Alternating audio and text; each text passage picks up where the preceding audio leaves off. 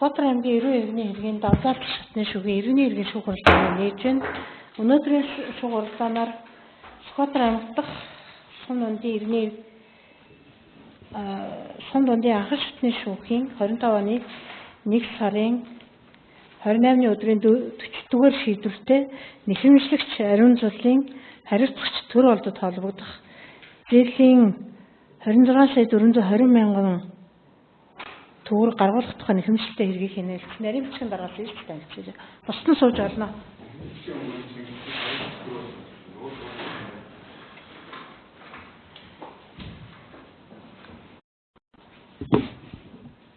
Нэхэмжлэгч орохгүй байна тий. Нэхэмжлэгч цагаараа нөхцөлсөд ирж чадсангүй. За орчихсан байна. Хариуцагч төр олдод мөн үү? Тийм байна. Жимэнд орж яваг.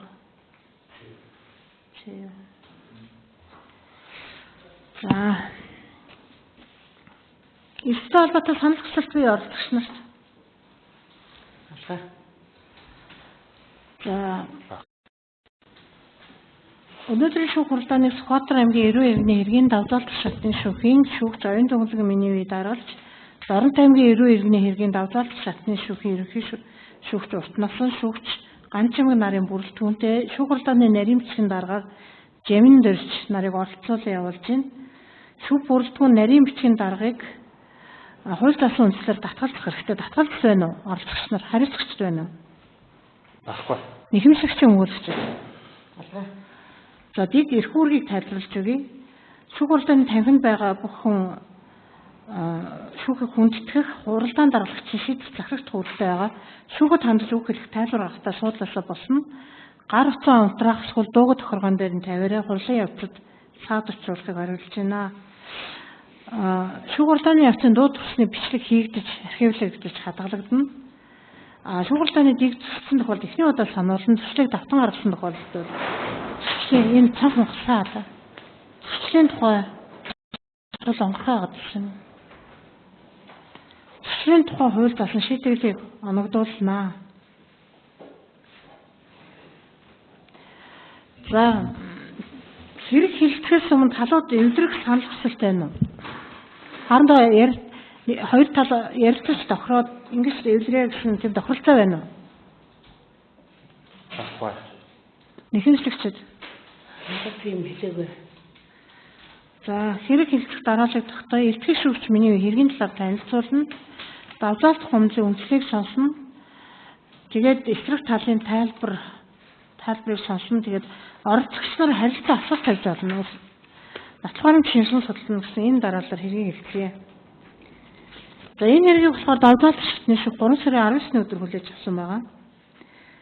Нэхэмжлийн хувьд бол нэхэмжлэгч ариун зул нь миний бие 2016 Сүхбаатар аймгийн Борот сумын гэрийн 5 нутганы C1 блокийн 1-1 тоотод 5283 м2 байрыг хөдөлтөж авах зорилготойгоор 63 сая 396 мянган төгрөгийг бэлдэж, урьдчилгаа 19 сая 18 мянган 800 төгрөгийг төлсөн. Үлдсэн мөнгийг 3 хоногийн дараа төлөхөөр барилгын борлуулалтын албатай тохиролцсон. Энэ хугацаанд миний төрсөн дүүгийн нөхөр болох төр олдно. Байрны үлдэгдэл 44 сая 377 мянга 200 төгрөгийг надад өгөөч. Би хаан банкнд одоо амьдарч байгаа амны орон сууцны өндөр төлөлтөд зээлээ төлж чадахгүй банкнд алдах гэдэг байна. Та надад туслаач. Амны орон сууцны зээлээ хаагаад таны авах байрыг би банкны ипотекийн зээлд хамруулж сарын төлөлтийг төлөөд явъя. Боломжтой болох үедээ зээлийг хааж таны нэр дээр шилжүүлээд өгнө. Та санаа зовох хэрэггүй гэж надаас гуйж би итгэж гисэн. Ингээд 26 онд надад мөнгөний хэрэг гарч байраа зархаар болж төр олдод байрны үлдэгдлээ төл би байраа нэр дээрээ шилжүүл зарах гэсэн юм гэхэд төлж чадахгүй. Та боломжтой бол үлдэгдэл 25 сая 200 мянган хаач би банкнд төлдөг сар бүрийн төлөлтөө танд төлөе. Мөн боломжоор нэмж бөөнд нь төлөө дуусгах гэж хэлсэн. Бид хоёр уцаар тохирсон. Тэгээд 24 оны 4 сарын 24-ний өдөр төр болтын хаан банкны харилцагт авсанд 25 сая 200 мянган төгрөгийг зээл өгөөж шилжүүлсэн. Татварын 2% болох сая 220 мянган төгрөгийг мөн дансрал шилжүүлсэн. 25 оны одоо хүртэл мөнгөө өгөөгүй, мөнгөө нэхэд төлж чадахгүй. Та нар заргалтай тавраа гэсэн одоо залхад уцаад авахгүй нэмд төр болдоос зээлийн төр болдод одоо зээлүүлсэн 26 сая 420 мянган төгрөгийн нэхэмжилж гэсэн ийм нэхэмжил гаргасан байгаа. Хариуцагчийн хувьд бол нэхэмжлийн шаардлага бүхэлд нь хүлээн зөвшөөрөхгүй хэрэгсэхгүй болгож өгнө гэсэн байна. Тэгээ би нэхэмжлэгчийн төрсөн дүүтэй 2009 оноос хойш үерхэж хамт 2016 онд гэрэлтэй батлуулсан, 2016 онд байр авах шаардлагатай болсон. Бид ярилцж байгаа нийгмийн даатгалын шимтгэл төлдөг хүн байхгүй учраас одоогийн байрны урьдчилгааг ариун зуул түлж миний нэр дээр ипотекийн зээл гаргуулж авсан. Зээлээ төлд дуусны дараа тухайн үеийн ханшаар худалдаж аавна гэж тохиролцсон. Ингээд 16 оны 9-р сард голомт банкнаас ипотекийн зээл авсан. Уг зээлийг хугацаанд нь төлж ирсэн. Алтан заяа бид хоёр бол 18 оны 8-р сард салсан. Боловч одоо хүртэл гэрэлтэй туслуулаагүй байгаа. Миний үе алтан заяа болон түүний төрсөн ах хамаарал бүхий хүмүүст 2-3 машин автомашин зарлсан. Мөн төрийн банкнаас зээлийг нь хааж өгсөн. Мөнгөний авлагатай байсан учраас ямар нэгэн хэрүүл маргаан үүсэхгүй хүлээцтэй хандчихсан. 4-р сард ариун зуул натаа холбогдож байрны чинь зээлийн үйлдвэрлэл хийд байгаа вэ? Их чинь хаагаад өгье хүн зархаар болсон. Миний нэр дээр шилжүүлээд өгөө.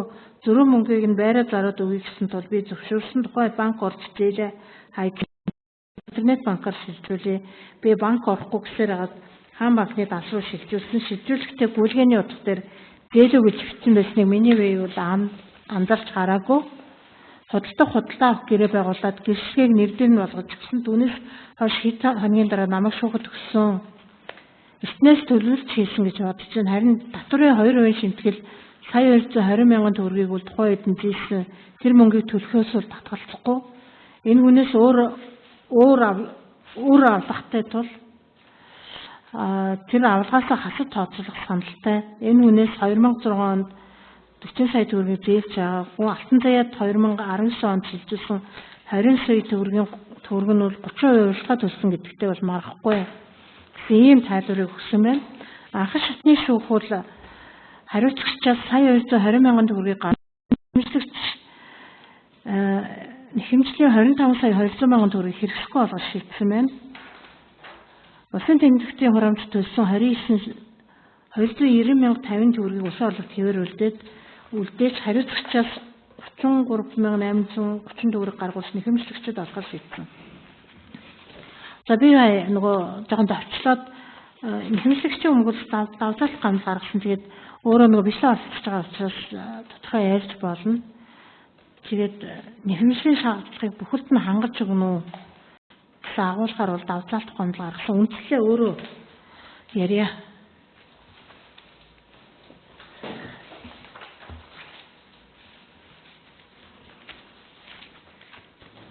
За ариун зуулийн хувьд төр болдоос нийтдээ 26 сая 420 мянган төгрөгийг хэмжсэн байж байгаа. За энийг шүүх бол улсын юуны татврын 2% буюу сая 220 мянгаыг хангаад үлдэгдлийг хэрэгсэхгүй болгосон байна. За үүнийг бол хүлээн зөвшөөрөхгүй гэж давталт гомж гаргасан. За давталт гомж гаргасан үндсэн нь бол шүүх хэрэгс авагч нь ноцох амьтанд бүрэн зөв үнэлгээ хийж чадсангүй гэдэг үндэслэл гаргасан. За хэний хувьд хариуцагчийн хувьд бол төр бол хинээс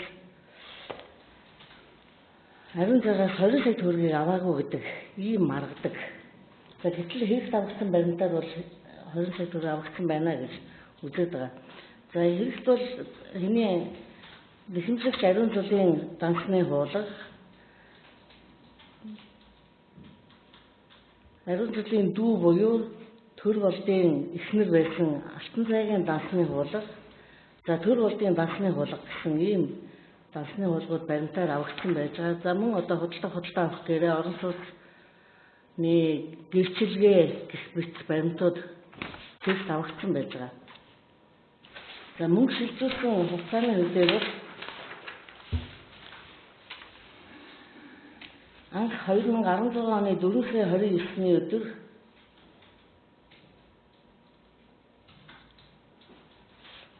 За эхлээд хэн бол ариун жуулын дансанд 16 оны 4 сарын 29-ний өдөр Төрийн банкнд нь 41 сая 394,535 төгрөг байсан гэдэг нь энэ дансныхын хуулгаар нотчилдож байгаа.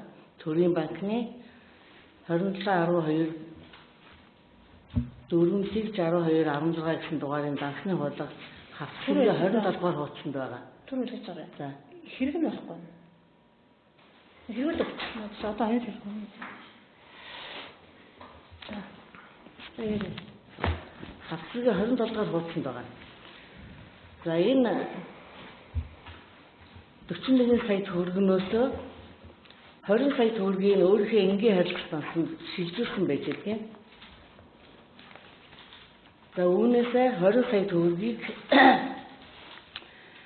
Алтан заяагийн Хаан банкны 5644201267 дугаарын дансанд шилжүүлсэн байгаа. 16 оны 4 сарын 29-ний өдөр шилжүүлсэн байгаа. Энэ бол ингээд дансны хуулгаар Алтан заяагийн болон ариун жуулын дансны хуулгаар нотчилдож байж байгаа. За ахаад үлдсэн 20 сая төгрөгөө бэлнээр авсан байж байгаа. Бэлнээр авсан. За энэ өдөр дансаасаа 20 сая төгрөг бэлнээр авсан энэ өдөр Алтан заяа өөрийнхөө дансанд мөн бэлнээр 20 сая төгрөг тушаасан байж байгаа. За энэ бол хэргийн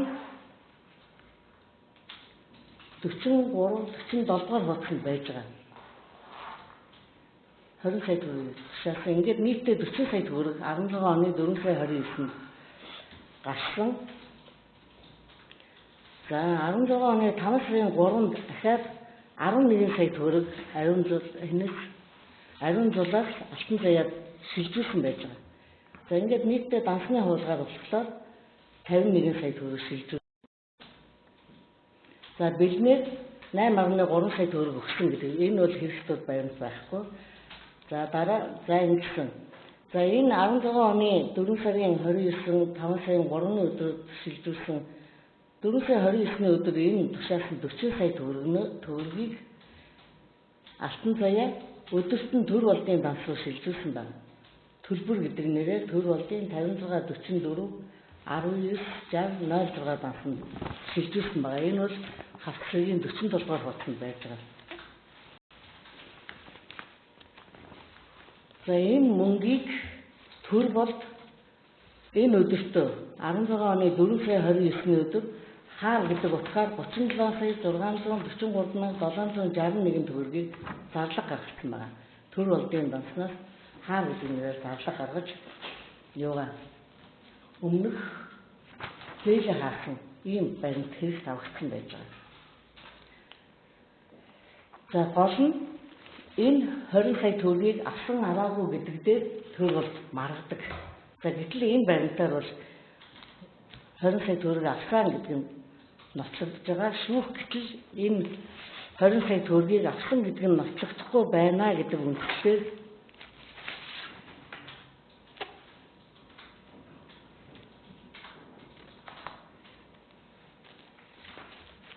нэхэмжлийн зарим хэсгийг хэрэгсгүй болгосон байж байгаа. За шүүхийн шийдвэрийн 4-р хуудас буюу 7 дахь заалтан дээр 20 сая төгрөгийн баримт хэрэгт авагдаагүй байгаа учраас хариуцлагч энэ мөнгийг аваагүй гэдэг нь нотлогдож байна гэж ингэж тайлбарлаад шийдсэн байж байгаа. За түүнээс гадна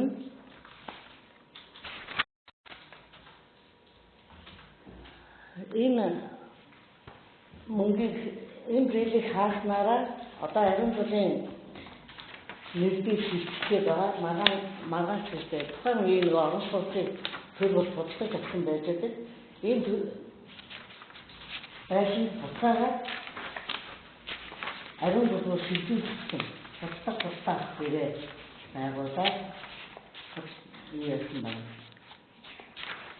Асан байж байгаа. Энэ зүйлийг хаснаа 16 оны 9 сарын 14-ний өдөр энэ гэрээ байгуулаад түрүү одоо энэ гэрээ тавны ариун жуулын байшин өөрийн нэрээр бодлож авсан. Өмнөх зээлээ хаагаад өөрийн нэрээр бодлож авсан. За энэ байшинд ариун зул тэр үеэс одоо хүртэл амьдарч байгаа. За ингээд байшингаа захаар шаардлагатай тухайн үед бол ингээд юугаар төр бол фотографийн зээл төлөөд явж байсан. Ариун зээлээ эсэндээ төлөөд явж байсан. За ингээд байшингаа заах шаардлага үүсээд ариун зул байшингаа суулж ихээр байшингаа дэвшлэгээ өөрийнхөө нэрээр шилжүүлэх шаардлага үүссэн.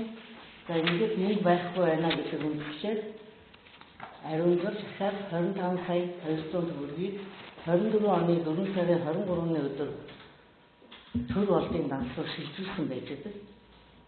Төр болдын дансуур шилжүүлсэн.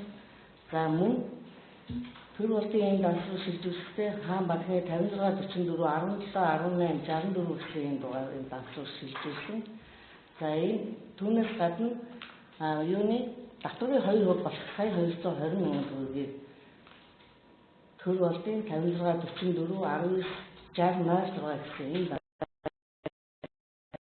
энэ төр болд өмнөх 20 сая төгрөгийг аваагүй гэж маргахаас гадна энэ 25 төгрөгийг надад өгөхтэй байсан гэдэг ийм байдлаар бас тайлбарлаад байгаа.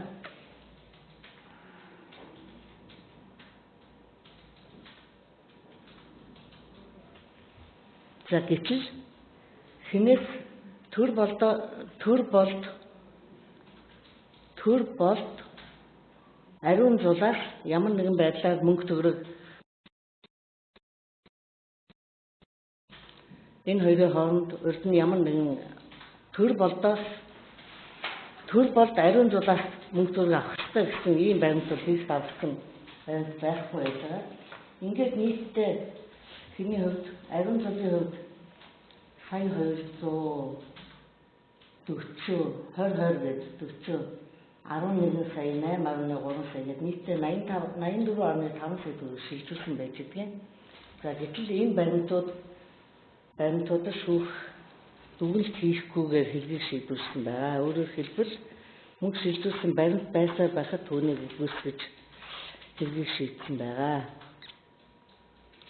За тийм учраас нэхэмжлийн шаардлагыг л хангуулахаар давтаалт тохиомжл гаргасан байж байгаа.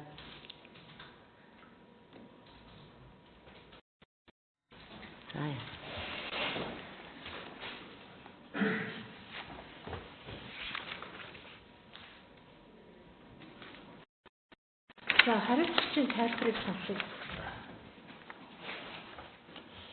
За намайг төр болд гэдэг. За би энэ нэхэмжлэгч ариун зулын дүү Алтан заяа гэдэг үнтэй бол 2009 оноос хойш ирэхэд бид хоёр оюутан багтаа ирчээд тэгээ аймагт 2012 онд ирсэн байж тээ. За тэгээ 12 онд ирээд би ажилд ороод Алтан заяа ажилгүй байжгаад цалингийн зайлаа бид дэгжин нэртэй барааны дэлгүүрийг тэр оноос эхлээд 12 оноос хойш ажиллаж эхэлсэн байж идэв. За 2016 онд Алтан заяагийн одоо ахын охин сургуульд орноо аймагт сургуульд авах шаардлагатай болчихлоо гэд хаан байх уу их үү гэж бод харах хүн байхгүй хадам ээж харахаар ингээд болсоо. За тэгээд хаан байх уу гэж хаад ер нь нэг Орос улс авчия. Хоёроо Орос улс авчи 95 хотонд авчихгээд хэлчихээд урьдчилгаа төлбөрийг нь бол энэ Алтан заяа ариун зур гэдэг хүн бол гаргасан 19 он 10 сая гаруй төгрөгийг гаргаад за тэгээд 2016 оны 9-р сард бол гэрийн тооны Орос улсыг бол би ипотекийн зээл аваад 5% зээл аваад ингээд үр дээр аваад Орос улстай болсон түүх нь ийм бит. За яагаад над дээр алсын би гэхээр тухайн үед бол урьдчилгаа төлбөр нь байсан. Тэгээд нөгөө Алтан зул ч гэдэг юм уу Алтан заяа шиг гэдэг юм уу нөгөө нийгмийн баатар төлбөр учраас ипотекийн зээл хамгаалах боломжгүй байгаа. Тэгээд би нэг дээр ипотекийн зээл аваад за энийг бол 10 жилийн хугацаатай би өөрөө төлөөд дуусгая. та нэг төлөв эсвэл би төлөйгээр ингээд сар сартаа шиг юу байгаад яг хөө хоёр бие рүү хийгээд байх уу гэд би төлөө дуусъя. Төл дуусныхаа дараа бол харин алтан зол тань руу би ариун зол тань руу би шилжүүлээ гэдэг ийм байдлаар тохироо юм хийгээд явсан байт. За бид нар тэгэл нөгөө хоо үедээ бол нэг гэр бүлийн хүмүүстэй холбоотой хүмүүс байсан учраас бол энэ дээр үл ямар нэгэн байдлаар бол маргаагүй.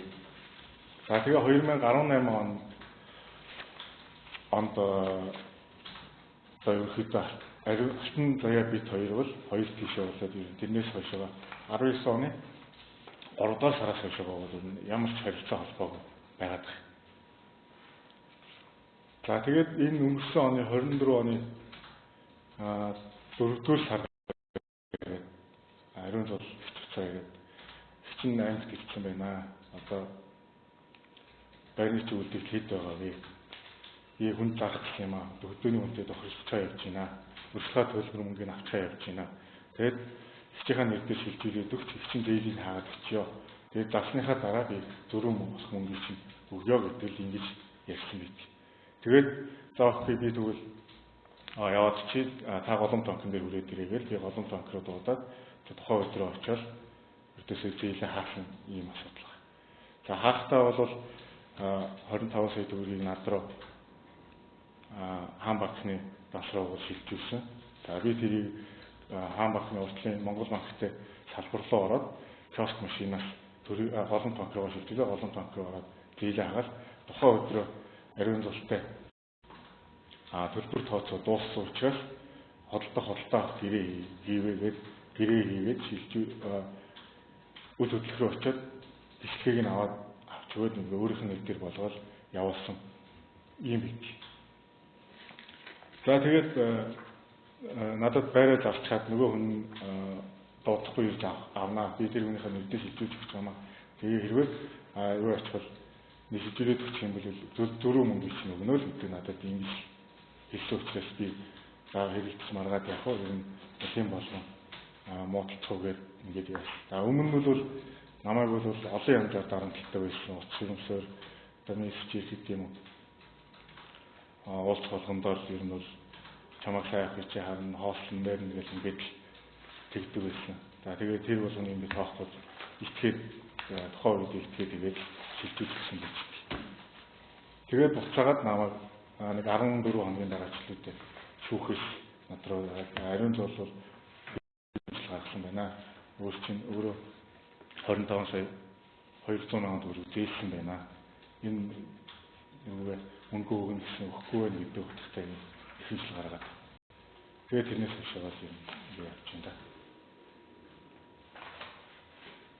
Би бол 25 сая 200 мянган төгрөгийг зээлээ хаалгасан, үлдэгдэл зээлээ хаалгасан үнэ. За ариун зол ихчүүл 20 сая төгрөг урьдчилгаа одоо байрны 30% урьдчилгааг бол төлсөн үнэ. За бусдыг нь бол би өөрөө төлсөн байж байгаа. За ерөнхийдөө энэ зээлийг бол 120 сарын хугацаатай авсан.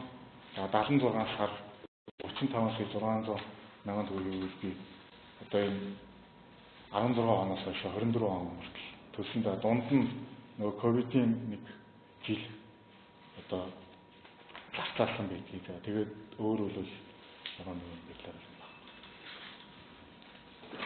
Оролцогчдоор харилцаа асуулт асууж байна. Ихэнхлэгчийн өгүүлж харилцагчдаас асуух асуулт бий. Хэргийн нөхцөлийг тодруулах төлөвлөлтөй.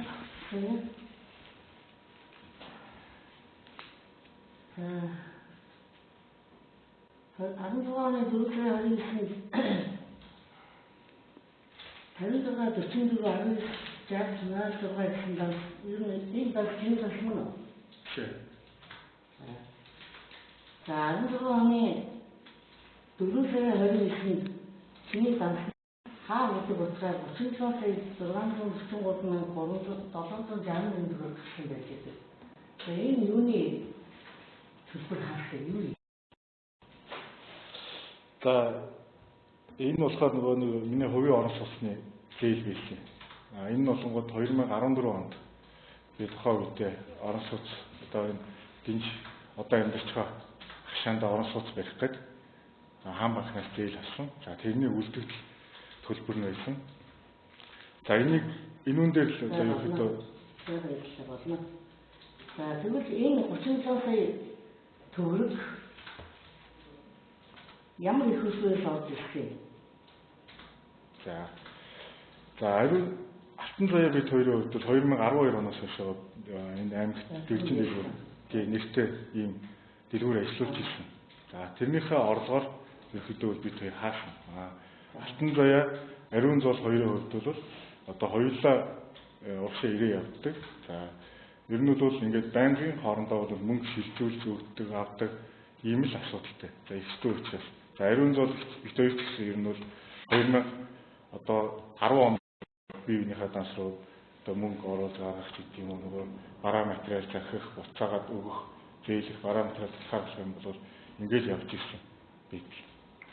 Сая тэр миний хэлсэн дансыг чинь мэдхгүй данс гэдэг чинь энэ бол хэрэг давалцсан баримтаар чиний дээшийн данс байгаа шүү дээ. Чи дээшийн дансыг үгүй мэдчихсэн шүү дээ. Дээшийн данс. Дараагийнх нь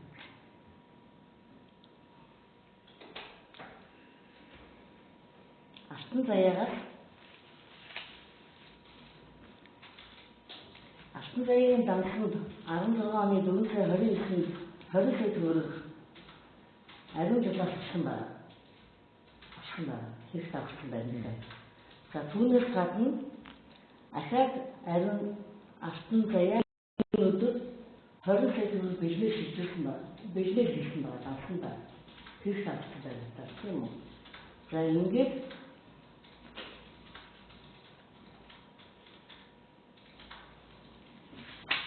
энэ өдөртөө яг ингээд цаг хугацааны хамтлаар яг тухайн үед юу яагаад гүйцэтгэний нэг дараалал бол их хурдан богино хугацаанд хийгдсэн байж байгаа. Энэ өдрөөс ингээд чам руу 20 сая төгрөг шилжүүлээд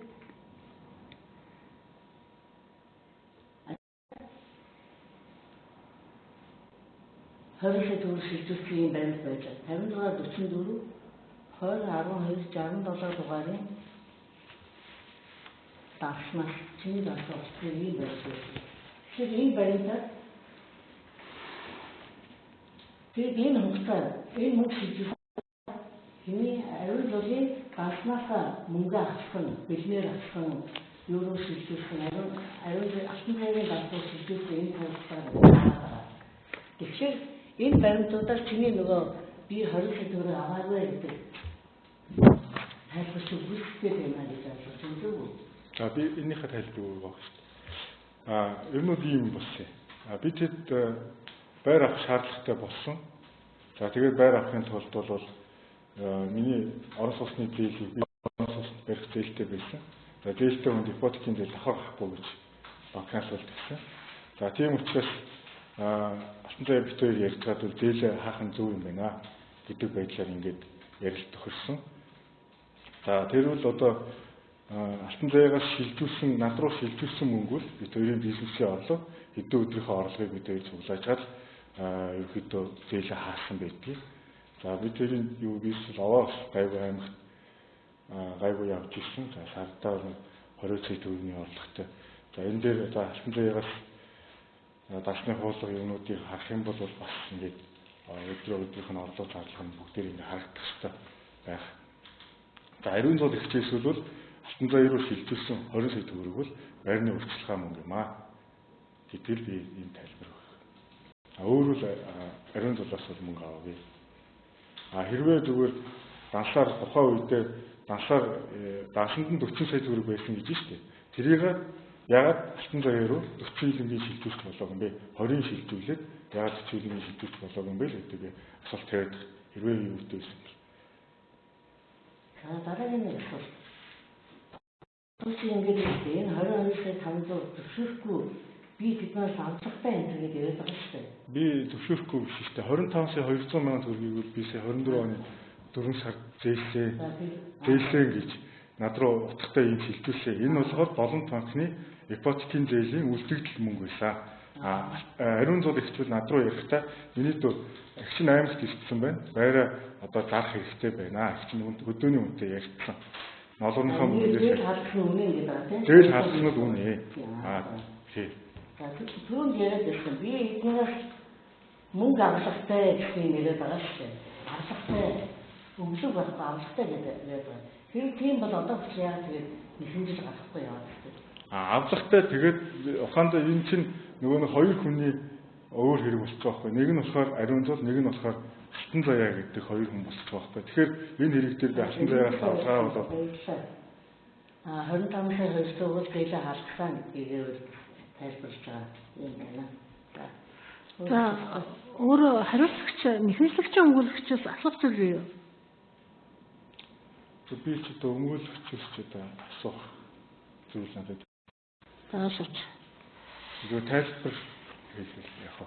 За үлээж байгаа.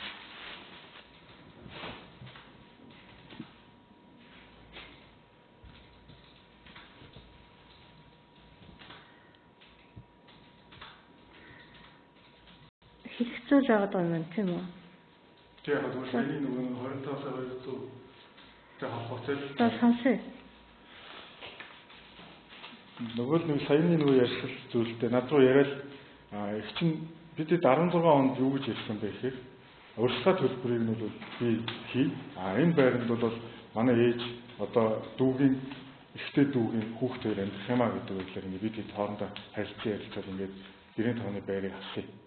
Тэгээд 16 оны 9 сарын 1-ээс эхлээд ерөнхийдөө бол манай хадам ээж, тухайн үеийн хадам ээж манай хадам ахын охинтой нэрж одоо сургууль сурганы 3 дахь сургууль сургана гэдэг ингээд тэр байранд амьдарч ирсэн. За энэ нь болгоор 19 он хүртэл амьдарсан тухайн байранд. За тухайн үедээ бид энэ байрыг авахдаа юу гэж хэлсэн бэ гэхээр за чи ипотекийн зээлийг ингээд төлөө явуулжээ. Төлөлт дуусныхаа дараа 26 10 жилийн хугацаатай авсан зүйл 26 онд буцаагаад ариун зул руу шилжүүлээ. Тэгвэл би ямар нэгэн мөнгө төгөх бүр тухайн үеийн ханшаар нь худалдаж авъя л гэдэг ийм л тухайн үеийн процесс болсон. Саяны энэ 24 он үлдэгдэл зээлээ хаадаг нь яасан бэ гэхээр би хөдөөний үнэтэй тохирсон байна. Одоо яриа заах гэдэг байна. Чи над руу шилжүүлээд өгчөө. Чинь үлдэгдэл зээлийг хаагаад өгчөө. Тэгээд нөгөө хүнийхээ нэр дээр шилжүүлээд үлдэгдэл мөнгө авсны дараа чам руу зөрөө мөнгө чинь өгөө гэдэг л ийм л процесс болсон. За сууч. Хэрэгээс шинжлэх судлаас нотлохоор нэхэмжлэгчийн өмгөөлөгчд. За их тавцсан төр улсын 56 18 64 тоо тасны хол. За 56 44 19 60 тоо тасны хол. За ариун залын 56 42 06 40 21 тоо тасны хол. Алтан заяагийн 56 44 20 12 67 тоо тасны хол. За мөн үйлчлэгийн жишээний хол.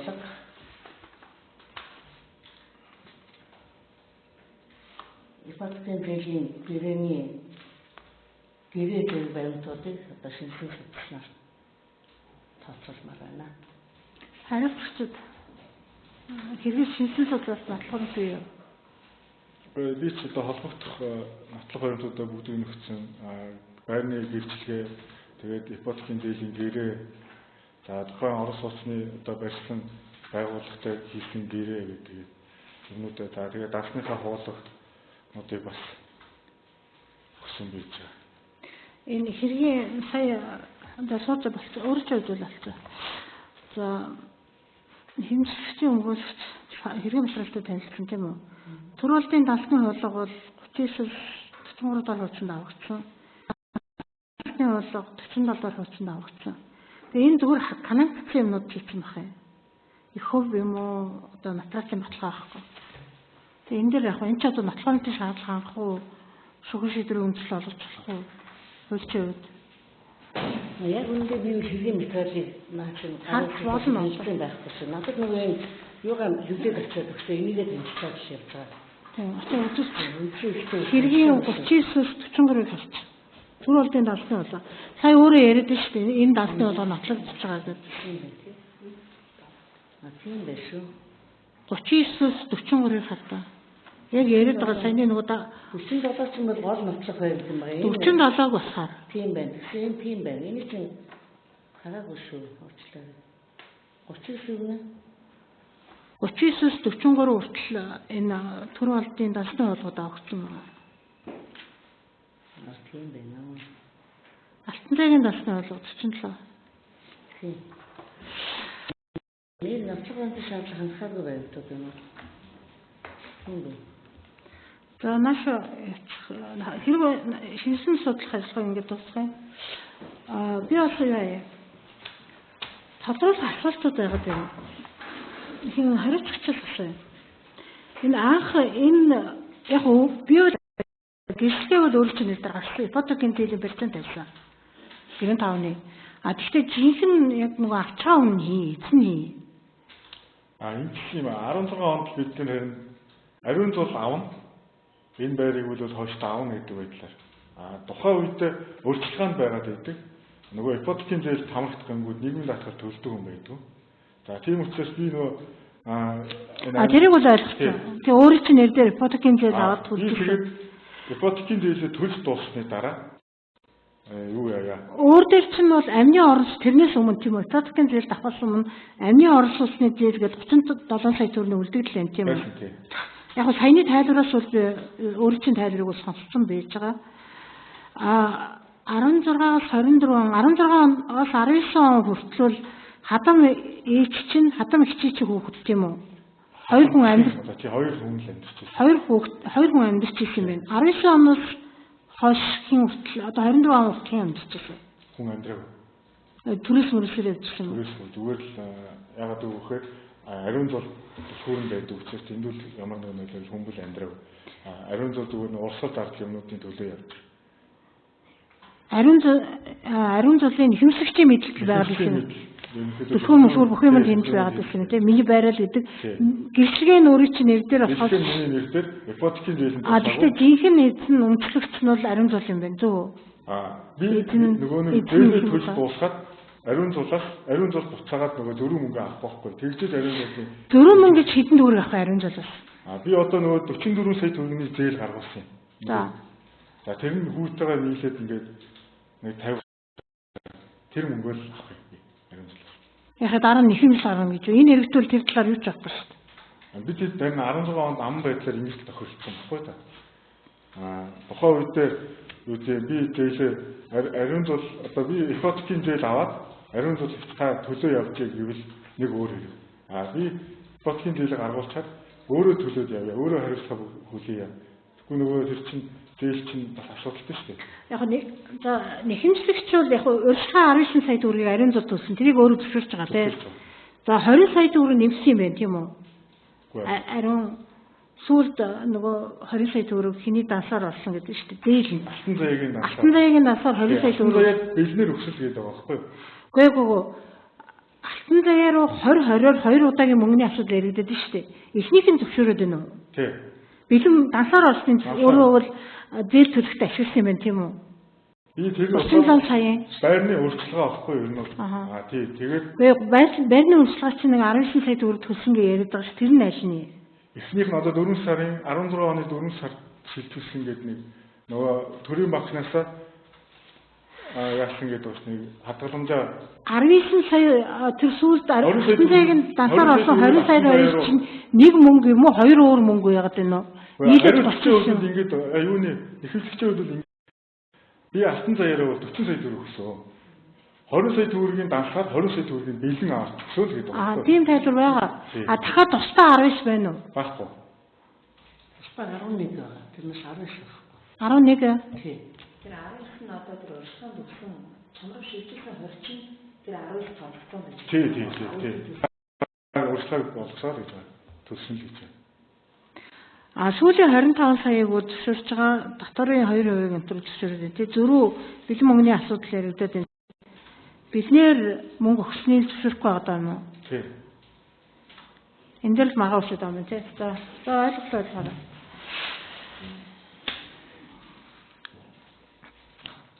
Тэгээд одоо байраа шилжүүлсэн өөрөө авлагатай гэж яриад байна. Байрны зөрүү мөнгө авах юм уу? Би нөгөө төлсөн. За тэр маань болонгууд сард 481 мянган төгрөг төлж ирсэн баггүй.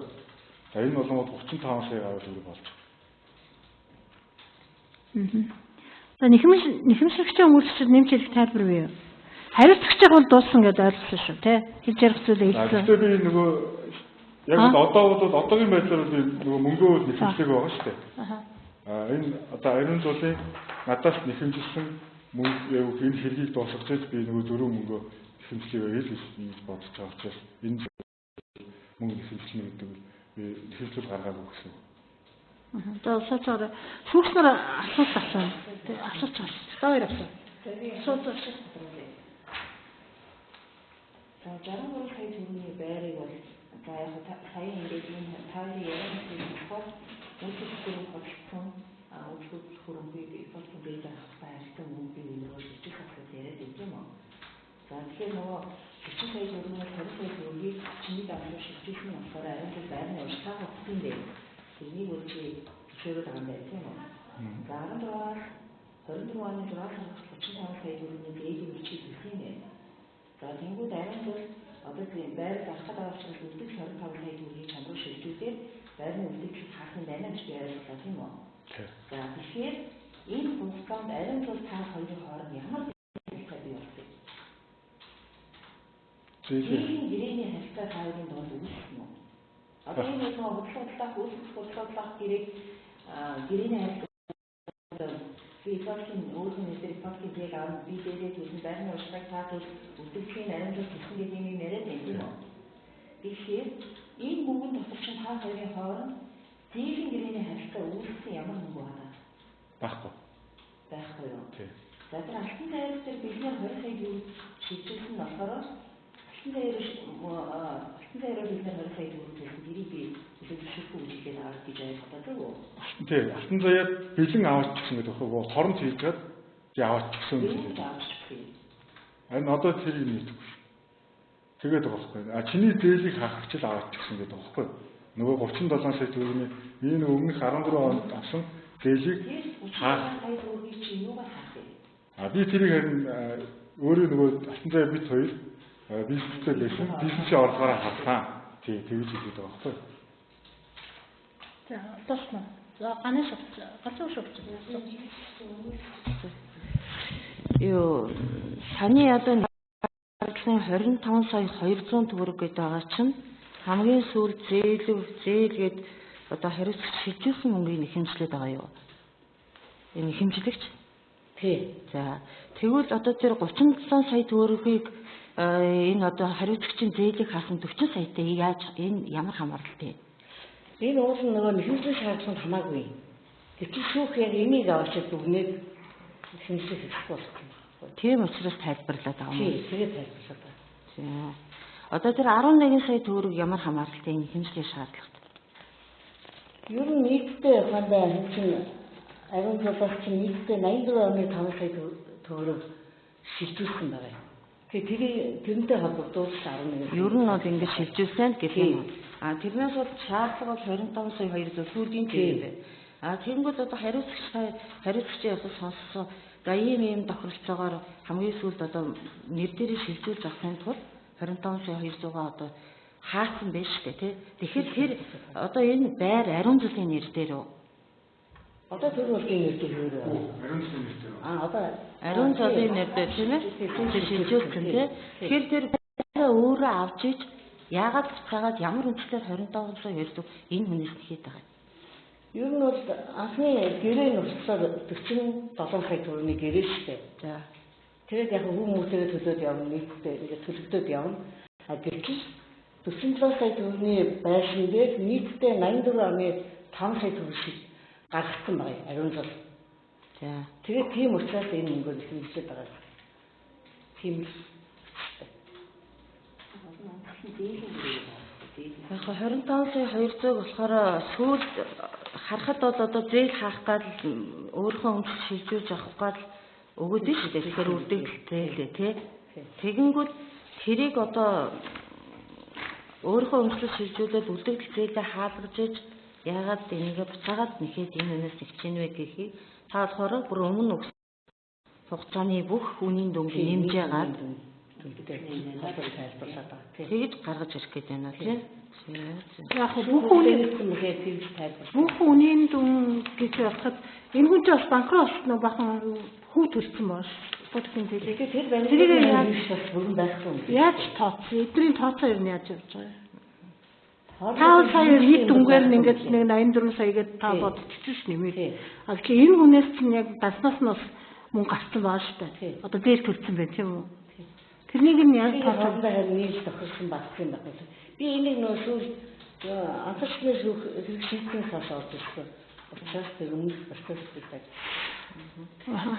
За ер нь хэлцэлээ ингээд дуусгах гэж байна. Тэгээ тайлбарлах. За нэмж тийм.